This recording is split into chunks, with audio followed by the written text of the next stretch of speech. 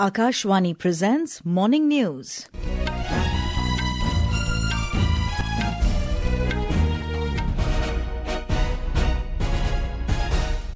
Good morning, I'm Sarabjit Kaur. The headlines. India achieves highest ever growth in indigenous defence production of 1,27,000 crore rupees in 2023-24. Union Minister Dr Jitendra Singh announces completion of genome sequencing of 10,000 isolates of Mycobacterium Tuberculosis. BJP government to present Delhi Budget 2025-26 today. Egypt offers new proposals to de-escalate tensions in the ongoing Gaza conflict. India to take on Bangladesh in AFC Asian Cup Football 2027 qualifiers at Shillong this evening. And in IPL cricket, Delhi Capitals defeat Lucknow Super Giants by 1 wicket in last over thriller at Visakhapatnam. And now the news in detail. India has achieved the highest ever growth in indigenous defence production during the financial year 2023-24 since the launch of the Make in India initiative, reaching a record 1,27,000 crore rupees. The value of defence production has surged 174% increase from 46,429 crore in 2014-15. A report. 65% of defense equipment is now manufactured domestically, a significant shift from the earlier 65 to 70% import dependency. The defense exports have also surged from 686 crore rupees in 2013-2014 to an all-time high of over 21,000 crore rupees in 2023-24, marking a 30-fold increase over the past decade. This growth has been bolstered by the Make in India initiative, which has enabled the development of advanced military platforms. The Defense Ministry said, once dependent on foreign suppliers, the country now stands as a rising force in indigenous manufacturing, shaping its military strength through homegrown capabilities. The ministry said the government has introduced several measures to improve ease of doing business in the defense manufacturing sector. India now targets 3 lakh crore rupees in defense production by 2029, reinforcing its position as a global defense manufacturing hub. Adarsh for Akashvani News, Delhi. The Joint Parliamentary Committee on One Nation, One Election will meet today in the Parliament Annex in New Delhi. The committee will interact with former Chief Justice of Delhi High Court, Justice D.N. Patel, who currently serves as the chairperson of the Telecom Dispute Settlement and Appellate Tribunal, TDSAT. Following this, the committee will meet with Attorney General of India, R. Venkataramani. The committee's next sitting is scheduled for the 2nd of next month, which will feature interactions with 2 more distinguished personalities. The Centre has notified an increase in the salary, daily allowance and pension of members and former members of Parliament. The monthly salary for members of Parliament has been increased from 1 lakh rupees to 1,24,000. The daily allowance has been raised from 2,000 rupees to 2,500 rupees. The monthly pension for members and ex-members of Parliament has been revised from 25,000 rupees to 31,000 rupees. It will be effective from 1st April 2023. Government today said the total forest and tree cover of the country is over 8,27,000 square kilometres, which is over 25% of the geographical area of the country. In a reply in the Lok Sabha, Minister for Environment, Forest and Climate Change, Bhupendra Yadav, said the current assessment shows an increase of over 1,445 square kilometres in the forest and tree cover as compared to the last assessment of 2021. He said the ministry provides technical and financial support to the states and UTs for protection, conservation and management of forests in the country. The BJP-led government in Delhi will present the budget for the financial year 2025-26 in the Assembly today. The budget will be discussed in the House tomorrow. The 5-day Delhi Assembly session began yesterday with the Controller and Auditor General's CAG report on the functioning of the Delhi Transport Corporation DTC presented in the House. The discussion on the CAG report will continue today as well. Delhi Chief Minister Rekha Gupta tabled the CAG report and announced that the Delhi government will bring a white paper on the tenure of the previous Aam Aadmi Party regime in the national capital. The report is expected to shed light on the financial and operational aspects of the DTC. She also said the economic survey will be tabled soon, as audits in different departments are still ongoing. Budget सदन पटल पे प्रस्तुत किया जाएगा और इस budget में ये सरकार का नहीं, दिल्ली की जनता का बजट है, दिल्ली के हित में, और विकसित दिल्ली का नया विजन अब यहां से शुरू होगा. The budget session of the Delhi Assembly will continue till the 28th of this month. Union Minister Dr Jitendra Singh has announced the completion of genome sequencing of 10,000 isolates of Mycobacterium Tuberculosis, TB. Dr Singh made this announcement while talking to media in New Delhi yesterday. The nationwide initiative is aimed at tackling drug resistance in TB by harnessing genomics and artificial intelligence. The minister informed that the government is aiming to address TB by 2030 and reduce its prevalence by 90%. He added that the government aims to make the country TB free by 2025. उन्होंने ये तय किया कि 80% वो mortality कम करने में कामयाब रहे, ये उनका प्रयास रहेगा सन 2030 तक ट्यूबरकुलोसिस को लेकर के, और 90% इसकी मॉर्बिडिटी है, यानी कि प्रेवलेंस. और हमें इस बात की खुशी भी है और ये हमारे लिए एक चुनौती भी है कि प्रधानमंत्री श्री नरेंद्र मोदी जी ने एक बहुत बड़ी जिम्मेवारी हम पर डाल करके ये तय किया कि हम 2025 के भीतर ही टीबी मुक्त भारत कायम करने में सफल हो पाएंगे. Union Health Minister J.P. Nadda has announced that the intensified TB elimination campaign will now be expanded to all the districts in the country. Earlier, the campaign was implemented in 455 selected high-priority districts.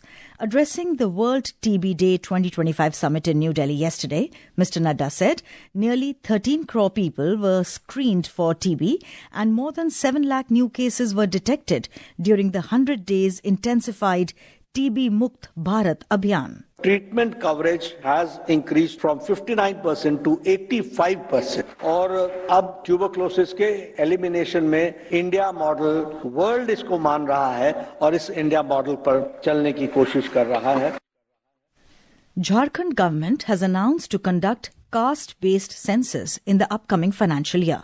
Answering the question raised by Congress MLA Pradeep Yadav in the State Assembly budget session, Cabinet Minister Deepak Birwa said the government is committed to conduct caste-based survey in the next financial year. The state government has already approved the proposal of conducting caste-based census during cabinet meeting in February 2024. यह जाति सर्वेक्षण या जिसे जनगणना, यह केवल जातियों की गणना नहीं है, यह उसके स्टेटस को बताता है कि कोई व्यक्ति, कोई जाति किस पौधान पर आज समाज की संरचना में खड़ी है. बड़ी सहजता से सरकार ने स्वीकार किया है कि हमारी मंशा है और इस वित्तीय वर्ष में तो संभव नहीं है, लेकिन अगले वित्तीय वर्ष में सरकार निश्चित रूप से कराएगी, यह सरकार ने घोषणा की. This is Akashvani giving you the news. For quick news updates round the clock, follow us on our X handle at AIR News Alerts. And for details of stories and more, log on to our website www.newsonair.gov.in and download News on AIR app. Welcome back to the morning news. In an effort to de-escalate tensions in the ongoing Gaza conflict, Egypt has put forward a new proposal aimed at restoring the ceasefire between Israel and Hamas. The Egyptian plan introduces a phased approach to hostage release and potential withdrawal, suggesting Hamas release 5 Israeli hostages each week. Under the proposed framework, Israel would implement the second phase of the ceasefire after the initial week of hostage releases. Security sources reported that both the United States and Hamas have expressed agreement with the proposal, while Israel has yet to provide a response. The proposal comes in the wake of intense violence that erupted last Tuesday when Israel resumed air and ground operations against Hamas, effectively ending a 2-month period of relative calm. Russia's Foreign Minister Sergei Lavrov has said that the country is developing privileged strategic partnership with India. He also said that Russia is actively expanding ties with the majority of global states, including China, India, Iran, North Korea, as well as Commonwealth of Independent States, CIS countries. Mr. Lavrov made these remarks while addressing the meeting of Board of Trustees of the Alexander Gorchakov Public Diplomacy Fund, as reported by Russian news agency. A massive earthquake of magnitude 6.8 hit the coast of Riverton in New Zealand today. The earthquake, which struck at a depth of 10 kilometers, was initially recorded at 7 magnitude.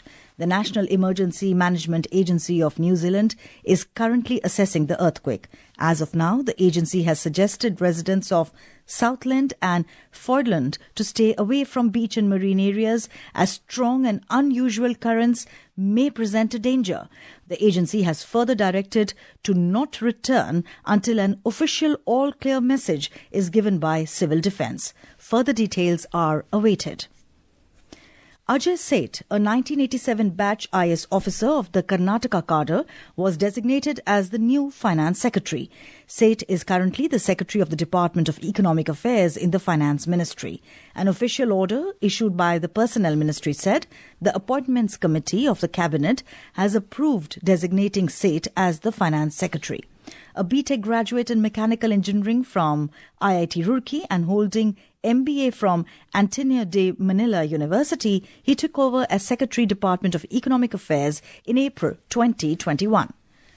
Moving on to the world of sports, the Indian national football team will take on Bangladesh in the crucial third-round match of the AFC Asian Cup 2027 qualifiers at the Jawaharlal Nehru Stadium in Shillong, Meghalaya this evening. The match will begin at 7 p.m.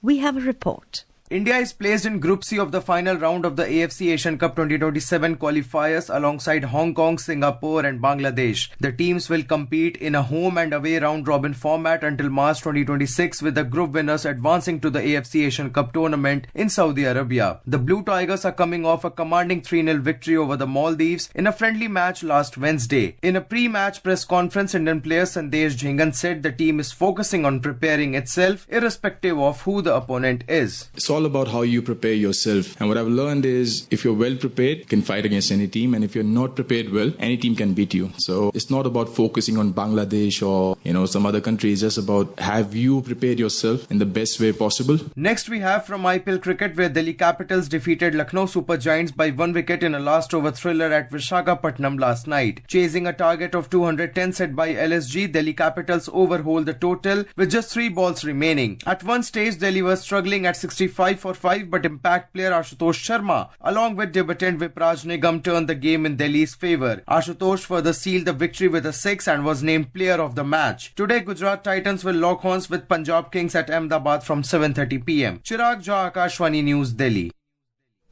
The India Meteorological Department, IMD, has forecast light to moderate rainfall over Jammu and Kashmir, Himachal Pradesh, Kerala and Ladakh during the next 2 to 3 days. The maximum temperatures will gradually rise by 2 to 4 degrees Celsius over central India and by 4 to 6 degrees Celsius over west and northeast India during the next 3 to 4 days. And now for a look at today's newspapers. It's over to Subhadra Ramachandran. Thank you, Sarabjit.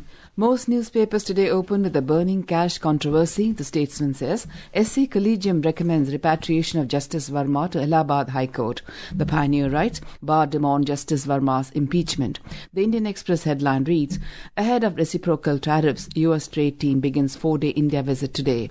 Amidst continued hostilities between Russia and Ukraine, US-Russia teams hold talks on Ukraine war, writes the Hindustan Times, in a bid to reduce the tax burden on digital ad consumers and costs for platforms like Google and Meta. Digital tax on online ads to go from April 1, notes the Hindu business line. In an inspiring story under the caption Gender Party, IMA to induct first batch of women officer cadets, takes note the Hindustan Times. And finally, calling it the Blooming Valley, the Hindu has a picture of Asia's largest tulip garden, Srinagar. And with that, it's back to you, Sarabjit. Thank you, Subhadra. And now, before we end the bulletin, the headlines once again. India achieves highest ever growth in indigenous defence production of 1,27,000 crore rupees in 2023-24. Union Minister Dr Jitendra Singh announces completion of genome sequencing of 10,000 isolates of Mycobacterium Tuberculosis. BJP government to present Delhi Budget 2025-26 today. Egypt offers new proposals to de-escalate tensions in the ongoing Gaza conflict. India to take on Bangladesh in AFC Asian Cup Football 2027 qualifiers at Shillong this evening. And in IPL cricket, Delhi Capitals defeat Lucknow Super Giants by 1 wicket in last over thriller at Visakhapatnam. And with that, we end the morning news. Have a nice day.